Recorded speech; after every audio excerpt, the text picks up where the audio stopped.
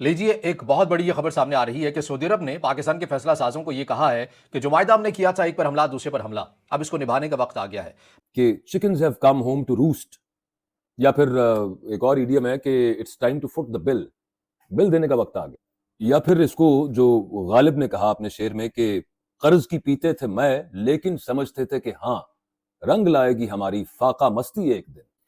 बड़ी पेचीदा और बड़ी नाजुक सूरत हाल है, बाकायदा नाजुक है। वो जो नाजुक मोड़ से अक्सर गुजरता रहता है पाकिस्तान, जिसको नाजुक मोड़ बता बता के डरा डरा के अवाम का शेर आया वाला खौफ खत्म कर दिया, लेकिन इस वक्त वाकई एक नाजुक मोड़ ने पाकिस्तान को याद दिलाया कि आपके साथ हमारा स्ट्रेटेजिक म्यूचुअल डिफेंस एग्रीमेंट है और वक्त आ गया है कि अब आप ईरान को जवाब दें इन सो मेनी वर्ड्स।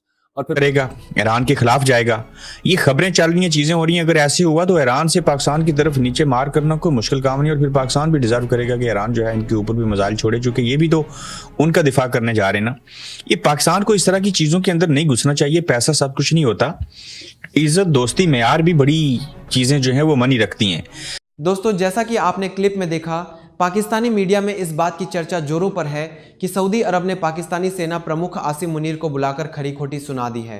दरअसल अमेरिका और इजराइल की ईरान के खिलाफ जंग का दायरा लगातार बढ़ता जा रहा है। ईरान अमेरिकी सैन्य ठिकानों वाले देशों यूएई, सऊदी अरब, बहरीन, कुवैत, ओमान से लेकर इराक तक लगातार मिसाइलें और ड्रोन दाग रहा है। इसी बीच पाकिस्तानी फील्ड मार्शल आसिम मुनीर अचानक सऊदी अरब पहुंचे, लेकिन सऊदी क्राउन प्रिंस मोहम्मद बिन सलमान ने आसिम मुनीर से मिलने से साफ इनकार कर दिया। इसके बजाय उनकी मुलाकात सऊदी रक्षा मंत्री खालिद बिन सलमान से हुई। गौरतलब है कि पाकिस्तान और सऊदी अरब ने पिछले साल एक रक्षा समझौता किया था, जिसमें दोनों देशों ने एक दूसरे पर हमले की स्थिति में सैन्य सहयोग का वादा किया था। ऐसे में कयास लगाए जा रहे थे कि पाकिस्तान सऊदी की मदद के लिए ईरान के खिलाफ संभावित सैन्य कार्रवाई में शामिल हो सकता है, लेकिन पाकिस्तान पीछे हट गया। डर के माहौल में उसने ईरान पर किसी भी तरह की कार्रवाई करने से साफ इनकार कर दिया। अब सऊदी अरब ने आसिम मुनीर को बुलाकर साफ कर दिया है। आखिर डिफेंस पैक्ट का क्या हुआ?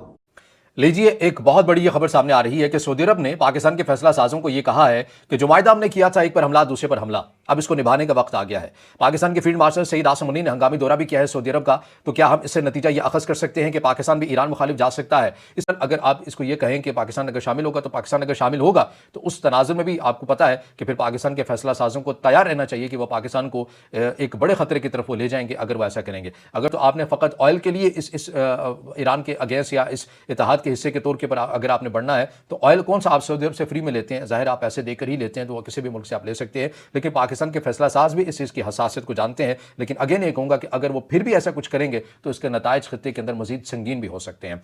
अंग्रेजी का एक मुहावरा है कि chickens have come home to roost, या फिर एक और इडियम है कि it's time to foot the bill, bill देने का वक्त आ गया। या फिर इसको जो गालिब ने कहा अपने शेर में कि कर्ज की पीते थे मैं लेकिन समझते थे कि हाँ रंग लाएगी हमारी फाका मस्ती एक दिन।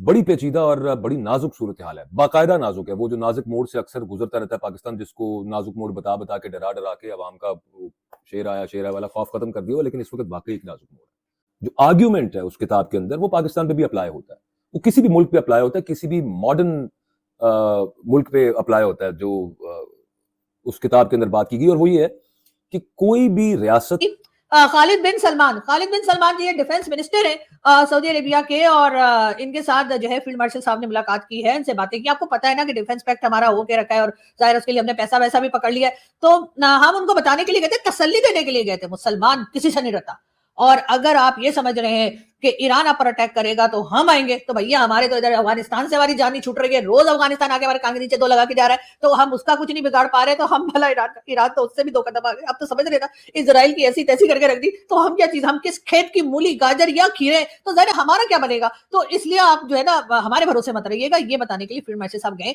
और उन्होंने कान में उनको कह दिया होगा, भैया हमारी तो अपनी बैंड बजी हुई है, तो आप हमारे भरोसे ना रहिएगा। आपके साथ तो अल्लाह है, हमारे साथ तो अल्लाह भी नहीं है, इसलिए आपके साथ तो आप जानते हैं ना, आपने तो खाने काबा वगैरह आपके साथ है, तो वो हम तो उधर भी नहीं है। तो थोड़ा सा मतलब एहसास कीजिए। हम वैसे कोशिश कर रहे हैं कि ईरान को समझाएं कि जी सऊदी अरेबिया को छोड़ के बाकी सबको उड़ा के रख दो। वैसे ईरान से मुझे याद आया कि ईरान का भी आज एक ईरान की तरफ से भी स्टेटमेंट आया, उन्होंने कहा हम अपने पड़ोसियों के ऊपर अटैक नहीं करेंगे। तो सबसे पहले तो ईरान से मुझे या ईरान की गवर्नमेंट से कहना है कि प्लीज हम आपके पड़ोसी हैं, याद रखिएगा। हाँ, लेकिन हाँ, उन्होंने एक शर्त भी लगाई है, उन्होंने कहा है जब तक आपकी जमीन हमारे खिलाफ इस्तेमाल नहीं होगी तब तक हम आपके ऊपर अटैक नहीं करेंगे। अब ये क्या बात हुई भाई? मतलब दोस्ती यारी में, पड़ोसी पने में, सारी चीजों में शर्तें थोड़ी होती हैं। अब ये क्या शर्त लगा दी? अब हम करेंगे क्या? इसलिए कि डोनाल्ड ट्रंप के जो गर्म कुत्ते, सॉरी, हॉट डॉग खाकर आए हुए, तो वो भी तो, नमक भी तो हलाल करना है ना। तो ऐसे में अगर हमने, डोनाल्ड ट्रंप ने हमें कुछ कह दिया और हमने इनकार कर दिया, तो आपको तो पता ही है ना कि फिर डोनाल्ड ट्रंप तो अब खुद की भी नहीं सुनते। लेकिन बात सारी ये कि इस वक्त बहरहाल ईरान ने कहा है कि वो पड़ोसियों में हमला नहीं करेगा, लेकिन भाई बात का क्या है, हमारे यहाँ तो लोग बहुत सी बातें करते हैं और उस या कोई भी एम्पायर, एग्जांपल्स चूंकि उन्होंने एम्पायर्स की दी हैं लेकिन ये मॉडर्न रियासतों पर भी अप्लाई होता है। कोई भी एम्पायर जब अपने स्ट्रेटेजिक एम्बिशंस, जियोपॉलिटिकल एम्बिशंस अपनी मईशत से ज्यादा फैला लेती है तो उसका डाउनफॉल होता है। ये पॉल कैनेडी का आर्गुमेंट है उस किताब के अंदर।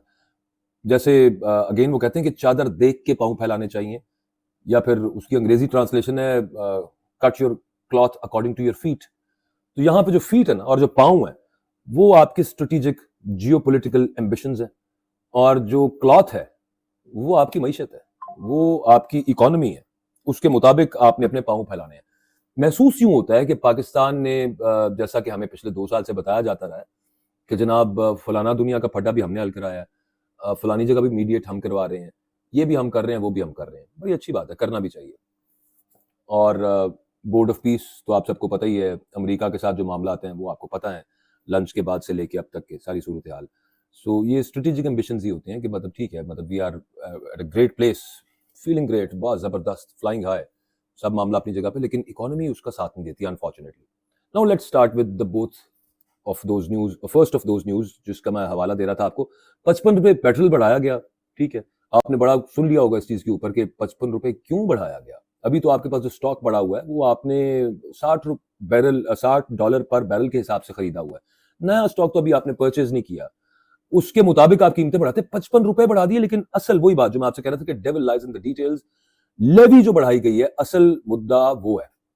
एक तो सऊदीया प्रेशर डाल रहा है कि पाकिस्तान जो है वो ईरान जो हमारे ऊपर हमले कर रहा है इसमें हमारे दिफा करने में मदद करे, ईरान को रोके या फिर हमें टेक्नोलॉजी दे के या फोर्सेस भेज के या हथियारे भेज के हमारी रहनुमाई और मदद करे।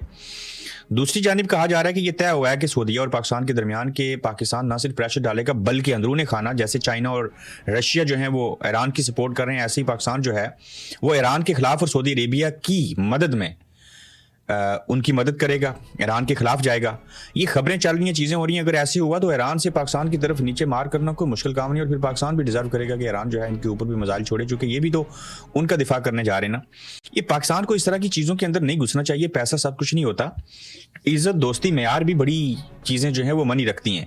सऊदी वली अहद वो नहीं मिल रहे फील्ड मार्शल से, वो हमेशा कहते हैं जाओ वजीर दिफा से मिलो, चीज़ें करो, शायद उनको कोई इनके साथ कोई मामला होगा। तो ये सारी सूरत हाल भी है। और क्या पाकिस्तान जो है, आपको लगता है कि सऊदी अरेबिया के दिफा में ईरान के खिलाफ जाएगा या जा सकता है? ईरान को जवाब कैसे देना है? अब पाकिस्तान ने जब ये मुआहदा साइन किया था सऊदी अरेबिया के साथ, वो था 8 दिन बाद जब कतर पर इजराइल ने हमला किया था। और पाकिस्तान में हम ये समझे थे कि जनाब अगर इजराइल सऊदी अरेबिया पे हमला कर देगा तो पाकिस्तान उसका साथ देगा, या फिर इन अदर वर्ड्स हम ये समझे अगर कोई गैर मुस्लिम मुल्क पाकिस्तान पे हमला कर देगा तो पाकिस्तान उसका साथ देगा। एक पर हमला दूसरे पर हमला कंसिडर होगा, ऐसा ही है। आगे आ जाइए, ये नहीं था पता कि ईरान पे हमला हो जाएगा। अच्छा, अगर तो ये मुआहदा करने वालों ने सोचा नहीं कि पाकिस्तान पर, सऊदी अरेबिया पर अगर कोई मुस्लिम मुल्क हमला कर देगा तो मैं उनकी कजफहमी की दाद दिए बगैर तो नहीं रह सकता। दूसरी बात यह है कि अब चले, पाकिस्तान ने जो उसका रिस्पांस दिया, मतलब एक स्टेटमेंट आई ट्वीट की सूरत में खालिद बिन सलमान साहब की तरफ से, पाकिस्तान उसका रिस्पांस कैसे दे रहा है? पाकिस्तान की तरफ से जो ऑफिशियल स्टेटमेंट आई आपकी आर्म फोर्सेस की, हमारी आर्म फोर्सेस की तरफ से, उसमें यह था कि हमने कहा brotherly country Iran, number 1। Number 2, हमने कहा with in the framework of the strategic mutual defence agreement, with in the framework, उसमें रहते हुए क्या मामला हो सकते हैं, मीनिंग देयर बाय कि सिक्योरिटी जो साइड्स हैं दोनों साइड के ऊपर, वो फ्रेमवर्क के अंदर देखते हुए सोच रही हैं। तो डायरेक्टली हमने उसका, पाकिस्तान की तरफ से जो स्टेटमेंट उसके जवाब में आई, ये नहीं कहा कि हाँ जी ठीक है ईरान पे हम भी हमला कर देते हैं। अब सऊदीया जो कह रहा है कि ईरान ने अटैक किया और इट इज टाइम कि हम, म्यूचुअल डिफेंस एग्रीमेंट है हमारा, तो अब मामला आगे लेके चलते हैं। इसका क्या मतलब है? इसका मतलब ये है कि ईरान अगर मिसाइल और ड्रोन अटैक कर रहा है, जो पाकिस्तान साइड के वर्जन के अंदर लिखा हुआ है कि Iranian drone and missile attacks, उनको अगर अमेरिकी दिफाई सिस्टम नहीं रोक पाया तो पाकिस्तान कैसे रोक पाएगा? ये हमारी साइड की जो स्टेटमेंट है उसके अंदर इस जवाब, मुझे ये महसूस होता है कि हमने ये भी उनको बताने की कोशिश की है। और फिर उन्होंने लिखा ईरान के अटैक, हमने उसकी जवाब में लिखा है ब्रदरली कंट्री ईरान, कि भाईजान मेहरबानी, हमें किधर आप इधर डाल रहे हैं, लेकिन यूं होता नहीं है ना मामला। अगेन वही स्ट्रेटेजिक जियोपॉलिटिकल एम्बिशंस। अब सूरत हाल कुछ यूं महसूस होती है कि सऊदी तो इस बात को नहीं मानेगा कि भाईजान ऐसे तो नहीं है। अब म्यूचुअल एग्रीमेंट है कि एक पे हमला दूसरे पे हमला, वो जिसने मर्जी हमला किया हो, अगर आपने नहीं सोचा कि वो एक ब्रदरली कंट्री ईरान कर देगा तो क्या मामला बनेगा? कि आपका डिफेंस पैक्ट सऊदी से है, ईरान से नहीं है। आप ईरान से बात करके कह रहे हैं कि आप हमले मत करिए, ध्यान रखिएगा कि हम सऊदी के साथ हैं। आपको बातचीत के लिए मध्यस्थ नहीं बनाया है सऊदी ने, आपको कहा है कि हम पर हमला होगा, चले आना, युद्ध लड़ना है। तुमने उसकी शर्त पूरी नहीं की, कोई बात नहीं। ऐसे क्लियर होने लगा है कि ये किसी के साथ नहीं है, ये आपस में ही लड़ लड़के एक दिन खत्म होंगे, था कि कहीं ईरान इनके खिलाफ मोर्चा ना खोल दे। तो सऊदी अरब निश्चित ही इनकी वजह से ये तो समझ चुका होगा कि पाकिस्तान ट्रस्टवर्दी मित्र नहीं है, जिसके लिए इन्होंने इस तरह के बिल्कुल आवाभगत की थी कि आइए आपका स्वागत सम्मान है, लेकिन ऐसा नहीं हुआ। अगर ये हो जाता तो ईरान इनको भी तुरंत पनिशमेंट टिकाता, भले ही ये कितने ही बड़े न्यूक्लियर वेपन स्टेट रहे। आप कहेंगे। आशा करता हूं कि आपको वीडियो पसंद आया होगा। वीडियो को लाइक, शेयर एंड सब्सक्राइब करें। तब तक के लिए जय हिंद, जय भारत।